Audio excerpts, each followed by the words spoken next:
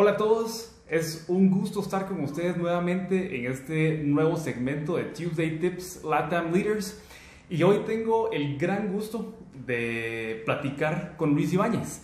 Y Luis es CEO de Licores de Guatemala. Luis es un especialista en compañías de consumo masivo. Ha estado en todos los aspectos del negocio, principalmente en estrategia, en innovación y pues toda la parte comercial. Luis tiene 25 años de experiencia en distintas empresas, con la mayoría en empresas de bebidas alcohólicas. Como decíamos, actualmente es CEO de Licores de Guatemala, pero tuvo una gran trayectoria en SABMiller, que como sabemos es una empresa global de muchísima importancia. Y como yo, pues como persona que le gusta mucho la cervecería artesanal, la coctelería y que aprecio mucho, pues de verdad es un gran gusto contar con Luis. Y platicando, solo de un dato curioso que platicábamos con Luis antes de comenzar, Luis es peruano, peruano de nacimiento, pero curiosamente la primera bebida que probó Luis no fue el pisco, fue el ron. Y es muy curioso que 25 años después de esos orígenes regresa Luis a una empresa como Licores de Guatemala, en donde pues, la bebida insignia es el ron, específicamente el ron Zacapa. Entonces, Luis, es un gustazo que nos acompañes hoy. Gracias, Walter. Un gusto poder platicar contigo un poco, compartir algunas ideas, algunas anécdotas, y con todo gusto para todo el público que nos sigue. Buenísimo, muchas gracias, Luis. Y hoy, pues el tema que queríamos platicar contigo es la innovación disruptiva en industrias maduras. Porque frecuentemente se habla de la innovación, pero en industrias maduras la innovación puede ser un reto aún más grande que en industrias, digamos, que están en etapas tempranas de su crecimiento. Entonces, ¿cómo promueves tú en Licores de Guatemala la innovación en tus colaboradores, pero también en la cultura organizacional para que estas iniciativas se conviertan en proyectos reales? Mira, en industrias masivas, la innovación no solo es una buena cosa que tener o es una linda frase para decorar los murales ¿no? de las compañías. En realidad es una obligación, porque las industrias masivas se enfrentan a que los crecimientos orgánicos cada vez son más difíciles de lograr con tu base existente. Entonces, si no tienes un flujo de innovación poderoso, tus crecimientos siempre serán los orgánicos, los poblacionales o los ligados a la economía que mueve tu sector. Entonces, es muy importante. Promover el tema de innovación en la gente tiene un pilar fundamental y es el cambio cultural. Nuestras empresas en general no son innovadoras, porque nuestro mayor obstáculo es el miedo a fallar. Y en las culturas se instala, y en las culturas empresariales se instala el temor, se instala el concepto de desperdiciar recursos, el culto por el control, el culto por tener todo en su lugar. Y en el caso de la innovación, uno tiene que aprender a vivir un poquito aprender a vivir en incertidumbre, en ambigüedad, a tener que aceptar que la falla es parte del proceso y qué bueno que haya fallas. Qué bueno que no le peguemos a todas las innovaciones porque así podemos aprender y ser mejores en el tiempo.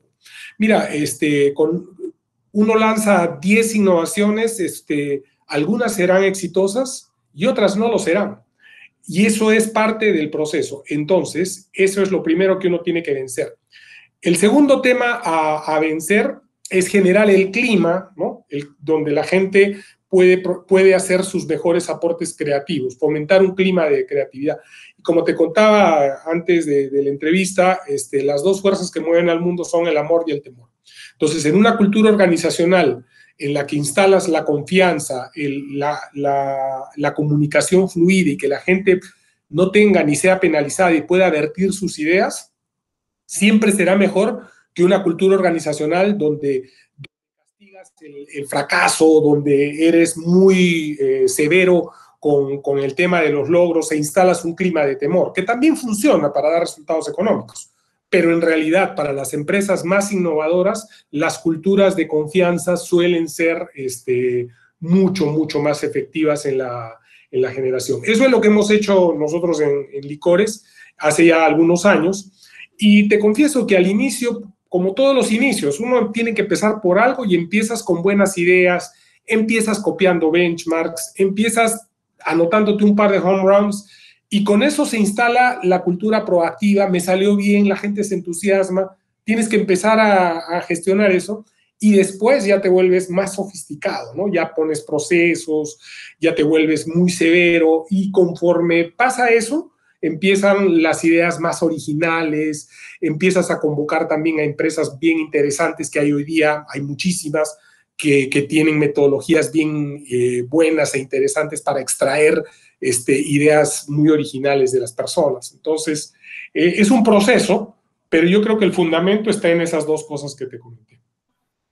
Excelente, excelente, Luis, muchas gracias. Y esto es algo que tú decías acerca de esas innovaciones que si no se hacen, pues te estás basando solo en lo orgánico, digamos, en las tendencias poblacionales, más que en innovaciones que vengan desde dentro.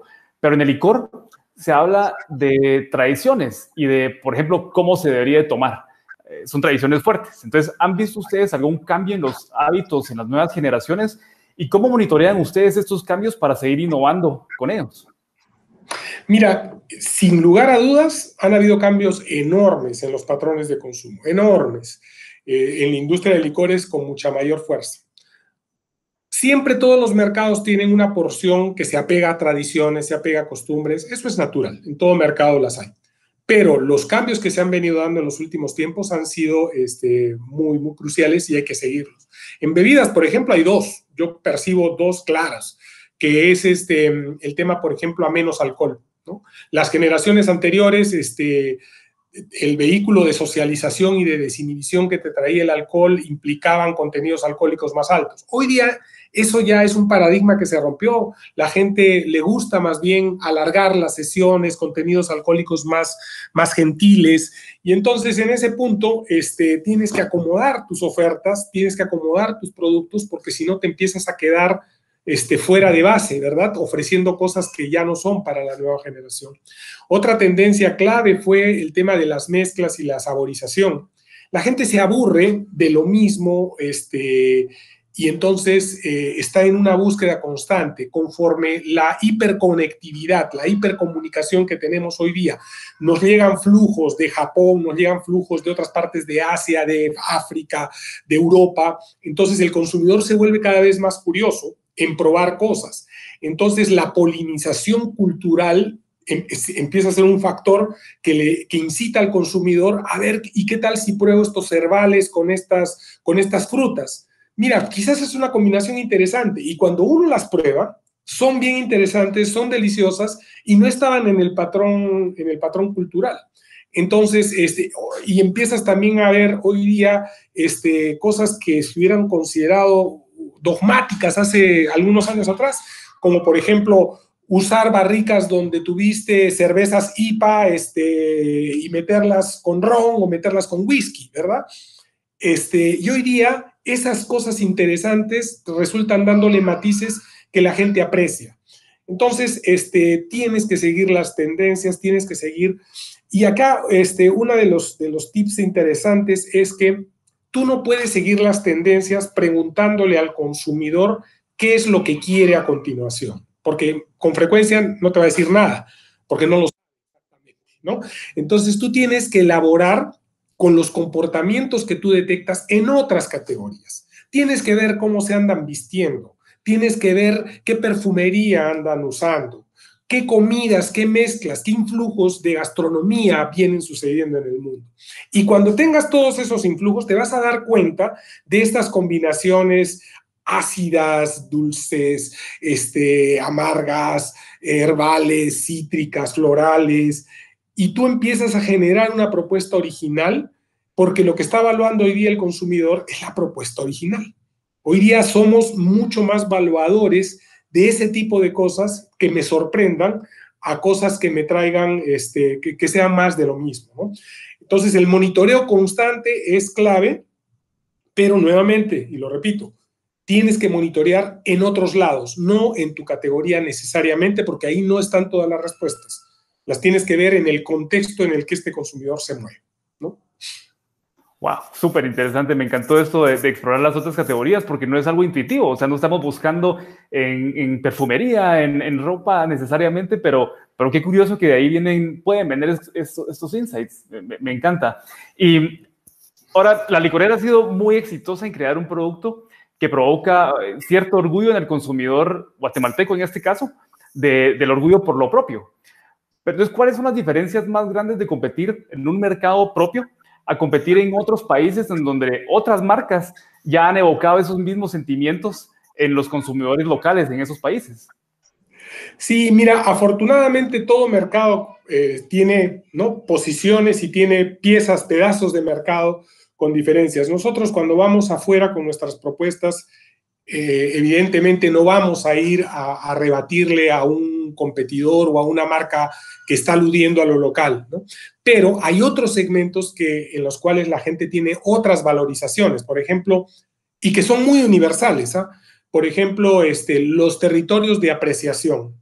No son tanto orgullo en el origen, que es el territorio localista, el territorio de la tradición, pero la apreciación es un territorio muy universal. Hay un grupo de consumidores muy probadores, muy apreciadores, muy conocedores, y los tienes universalmente distribuidos.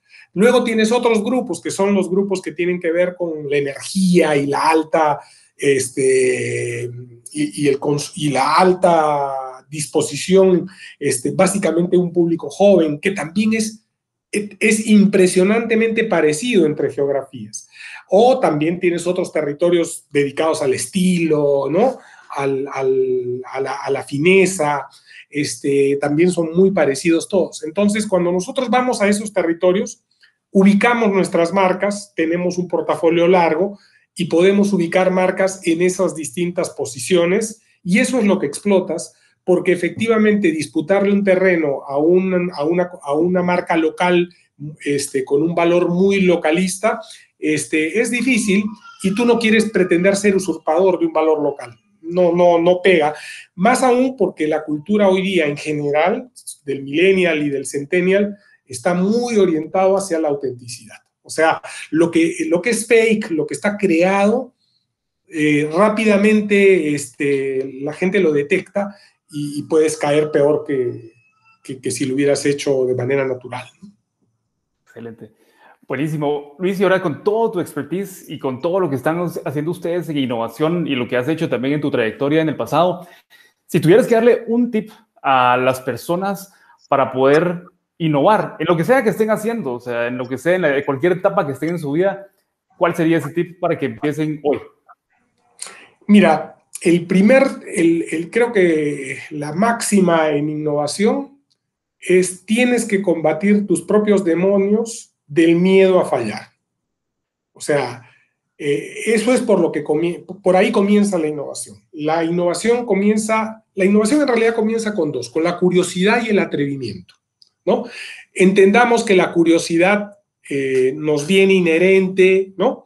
Y nos viene porque nos gusta explorar, y la sociedad está hipercomunicada hoy día, entonces tienes muchos flujos para desarrollar, para incentivar tu curiosidad. La siguiente, el atrevimiento, siempre está reñida o siempre disputa con el miedo, con el temor, porque dices, uy, no lo hago porque si no me sale, si invierto y no funciona, si luego me penalizan porque eché recursos al agua, o hice una startup y no tuvo el resultado. Entonces, tú tienes que combatir el miedo, combatir el temor, para lograr el atrevimiento, porque el atrevimiento y la curiosidad son la combinación perfecta de la gente que ha hecho las innovaciones más sorprendentes de los últimos años. Y fíjate los casos emblemáticos que hay. Y pregúntales cuántas veces fallaron antes. O sea, fallaron varias. Entonces, uno tiene que aprender a vivir con el tema del fracaso, y entender que el fracaso es parte de innovar, es parte de aprender, y a la siguiente te saldrá mejor, ¿no? Entonces, instala en tu casa, instala en tus hijos, instala en tu compañía, en el entorno que quieras, un contexto de confianza para que la gente pueda atreverse sin temor. Eso rompe la barrera del temor y siempre éntrale a la curiosidad. Es increíble la cantidad de combinaciones que uno puede hacer solo tomando cosas que existen en la atmósfera, pero en otros entornos que no son el tuyo necesariamente, ¿no? Fíjate, las grandes ideas han sido robos o cosas de aquí y de allá, de esta categoría mezclada con esta otra, y han producido ideas y conceptos sorprendentes. Entonces, para mí ese es digamos, el tip más importante que yo me encantaría transmitirles a todos, porque es la clave de cómo innovar y hacerlo bien. Excelente, Luis, me encanta. Y en realidad, con todo lo que me dijiste, estoy muy emocionado de lo que viene de Licores de Guatemala pronto. O sea, hemos visto muchísima innovación en la góndola, pero digamos, como un fan y un seguidor de la compañía, estoy muy emocionado y más ahora que conozco, digamos, lo que pasa atrás, el contexto de dónde están sacando ustedes también los insights. Entonces, felicidades por todos los logros que han tenido y esperamos estar escuchando más de ti en el futuro. Luis, ha sido un gusto. Muchas gracias, Walter, y a disposición de todos ustedes, éxitos también para ustedes. Muchas gracias.